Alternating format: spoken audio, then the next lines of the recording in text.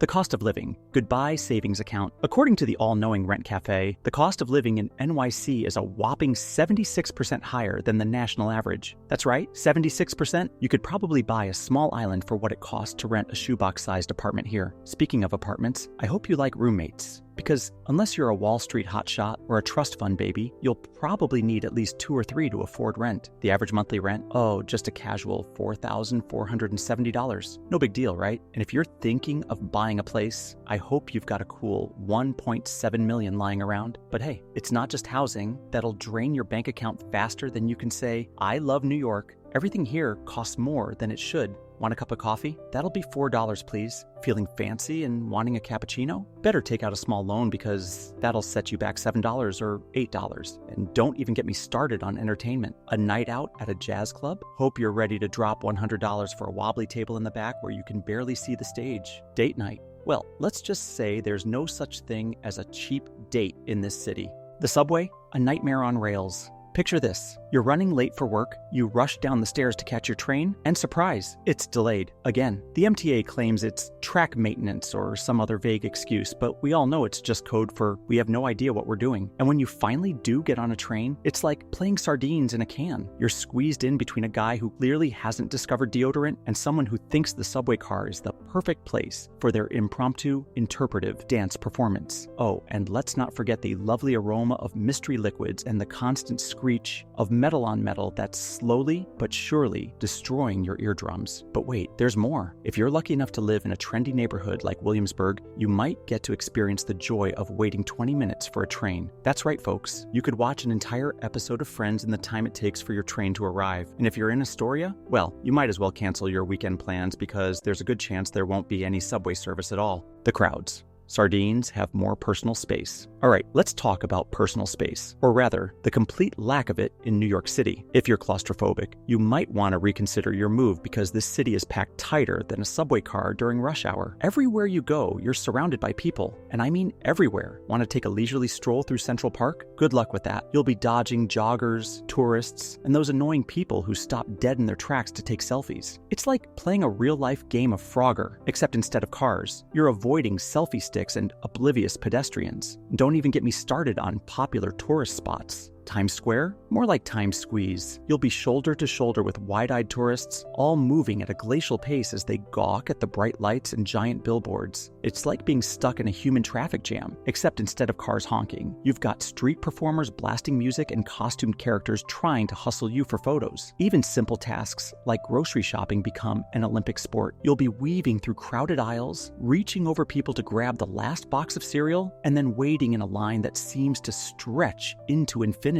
And let's not forget the joy of trying to find a seat at a popular restaurant. You'll be packed in so tight you can practically taste what your neighbor's eating. The noise, a symphony of chaos. First up, we have the traffic, the honking. Oh, the honking. It's like every driver in the city believes their horn is a magical device that will part traffic, like Moses parting the Red Sea. Spoiler alert, it doesn't work. But that doesn't stop them from leaning on their horns at all hours of the day and night. You'll hear honking when there's traffic, when there isn't traffic, when a light turns green, when a light turns red, when a pigeon looks at a driver funny. It's the city's way of saying good morning and good night and everything in between. Then we have the sirens, police cars, fire trucks, ambulances. They're all competing to see who can be the loudest and most frequent. It's like living in the world's most annoying EDM concert, except instead of sick beats, you get the wail of emergency vehicles at 3 a.m. when you're trying to get some sleep. Speaking of sleep, good luck with that. New York is the city that never sleeps, and it seems determined to make sure you don't either. Whether it's your upstairs neighbor deciding that 2 a.m. is the perfect time to rearrange their furniture, or the garbage trucks that sound like they're collecting boulders instead of trash at the crack of dawn, there's always something to keep you from getting your beauty rest. And let's not forget about construction. It's everywhere, all the time. Jackhammers, drills, beeping trucks backing up. It's like living inside a giant, never-ending home improvement project. You'll find yourself longing for the sweet sound of honking horns just to drown out the construction noise.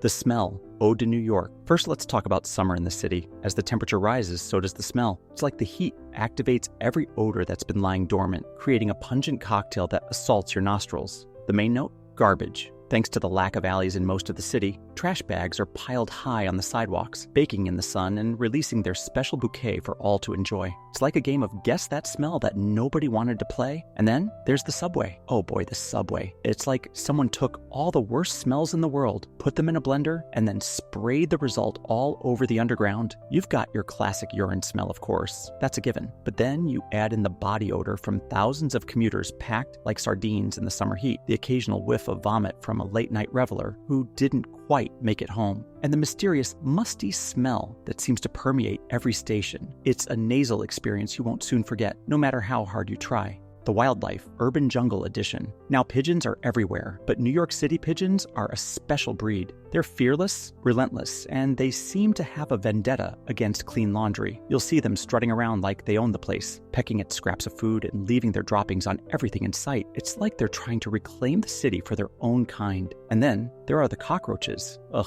even the word itself makes me shudder. These creepy crawlies are like the cockroaches of cockroaches. They're huge, they're fast, and they seem to be immune to every pesticide known to humankind. You'll see them scuttling across your kitchen floor, lurking in the shadows of your bathroom, and occasionally, if you're really unlucky, flying right at your face. It's like living in a horror movie, except instead of a masked killer, you've got a six-legged nightmare with antennae. And let's not forget about the bedbugs, those tiny blood-sucking vampires that can turn your apartment into a torture chamber. It's like the city is trying to remind you that no matter how hard you try to escape nature, it will always find a way to creep back in. The competitive spirit, survival of the fittest. First off, let's talk about jobs. Getting a job in New York is like trying to win the lottery, except instead of picking numbers, you're sending out resumes into what feels like a black hole. You're up against Ivy League graduates, industry veterans, and that guy who somehow managed to intern at every major company in the city. And even if you do land an interview, you'll probably be competing against 50 other equally qualified candidates who are all willing to work for peanuts just to say they work in New York. But the competition doesn't stop at the job market. Oh no, it permeates every aspect of life in the city. Want to rent an apartment? Better be prepared to offer your firstborn child and a kidney as a deposit. And even then, you might lose out to someone who showed up with a better credit score and a more impressive resume. Yes, you read that right. Some landlords actually ask for resumes for an apartment. Welcome to New York, where even your living situation is a job interview, and don't even get me started on dating in this city. It's like the Hunger Games, but instead of fighting for your life, you're fighting for a second date. With so many options at everyone's fingertips, thanks dating apps, people are always looking for the next best thing. You could have a great date on Friday, but by Monday, your date's already moved on to someone who's taller, richer, or has a better apartment, probably because they offered 2 kidneys as a deposit. Click the like button, subscribe, and stay awesome.